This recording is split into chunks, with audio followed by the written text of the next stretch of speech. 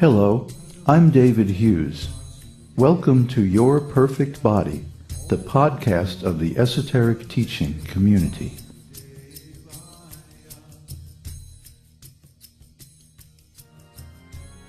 Today's selection is an essay entitled, Everybody's Doing It.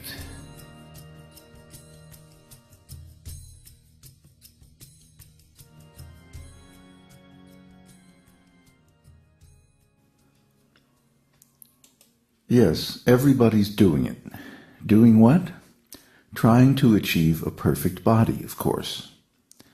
This is a powerful insight because the quest for a perfect body is the major parallel between mundane material psychology and transcendental spiritual psychology.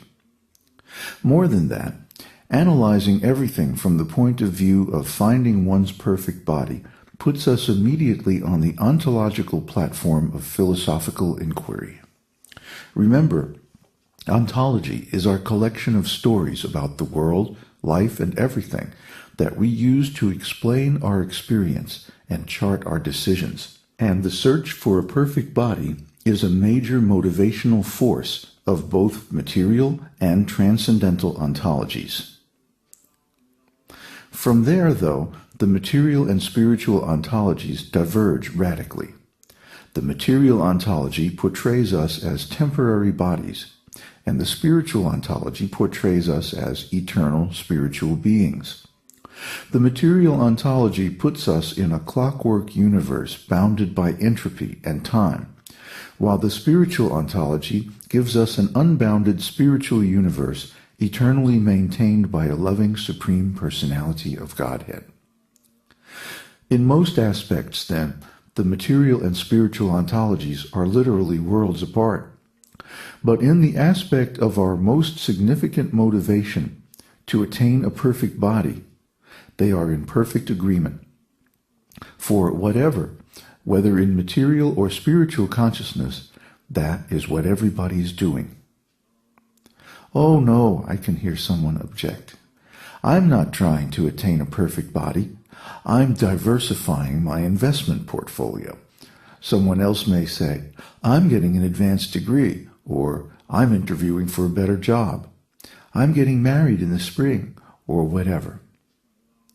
But if you dig a little, start asking why, you will find something in common among all these answers to the question, what are you doing? Everyone without exception is trying to attain their conception of a perfect body. Wouldn't you like to have a perfect body according to your conception? Of course you would. Everybody would. It is absolutely the most universal thing that everyone has in common. The problem is that in the material conception of life, in the material ontology, this is an impossible task. Nothing in this material world is perfect. Krishna says, Sarvarambha hi doshena dhumenagnir ivavritaha. Every endeavor is covered by some fault, just as fire is covered by smoke. Bhagavad Gita 18:48. In material affairs, everything is imperfect. Our senses, mind, knowledge, and character are imperfect. Everything we try to do eventually will be undone by the force of time. Even this material body, of which we are so proud and to which we are so attached, will be vanquished by death. So, realizing that we can never achieve perfection in this material world, we try the next best thing, to position ourselves in relation to symbols of this perfection so that others will think we are perfect even if we're not. So we buy the latest fashions, hang out at the right clubs, buy the right car, try to get the right job or girlfriend or boyfriend or whatever. Of course, this is cheating, and especially it is cheating ourselves, because all this posturing and positioning will not really make us either perfect or happy.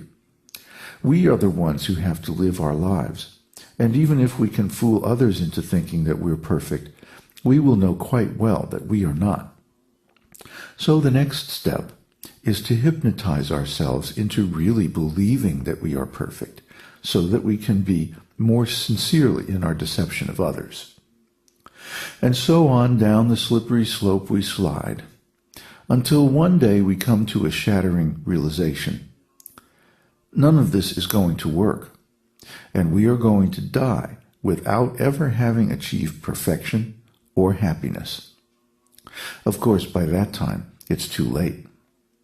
And so we leave this body in a state of defeat, having failed to attain a perfect body, and therefore have to take birth again in a temporary, imperfect material body.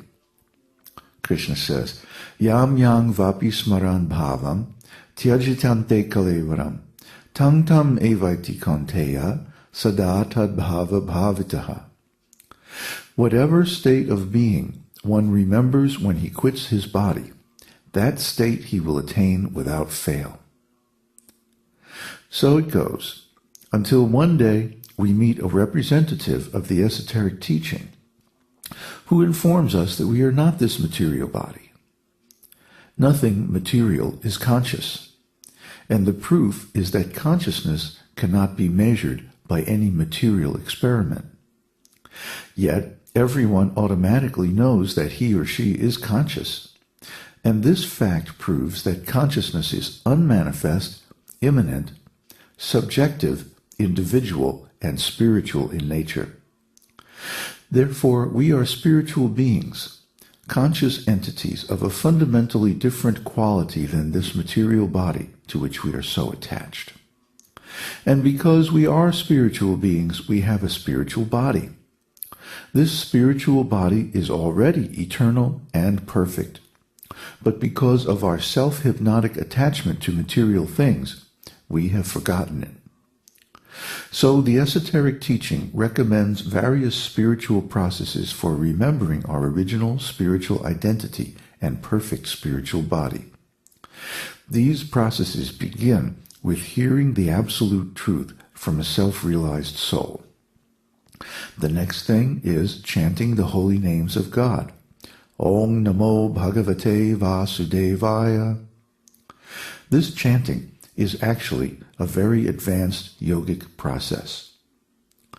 Aho bata svapata cho togaryan yajjihvagre vartate namatubhyam te pustapaste jehuvu sashnur arya brahmanuchur nama grinanti yete.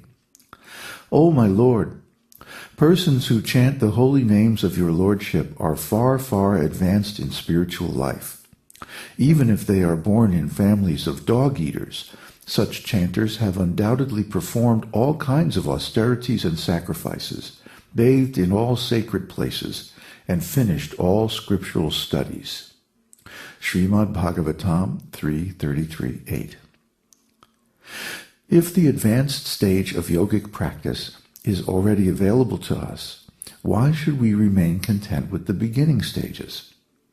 This is the great advantage of the esoteric teaching. The esoteric teaching at once gives us access to the most advanced yogic practices and philosophies. Why should we remain on the neophyte platform of spiritual life when we can become advanced by studying the esoteric teaching? By following the esoteric teaching, we automatically rise to the advanced stage of spiritual life and begin the path toward actually discovering our perfect spiritual body.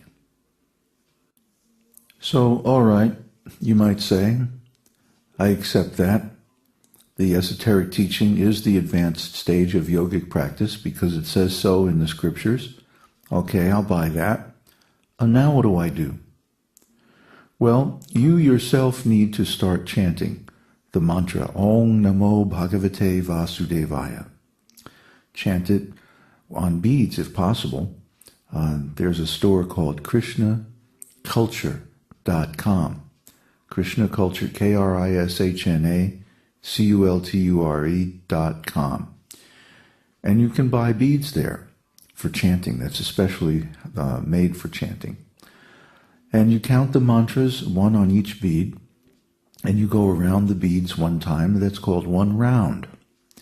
Now, in the temple where I live, we chant 16 rounds every day, minimum. But that's not the point. The point is to chant and hear the holy name of God. If you do this, then you will advance spiritually extremely rapidly. And you will come very quickly to the point of realizing your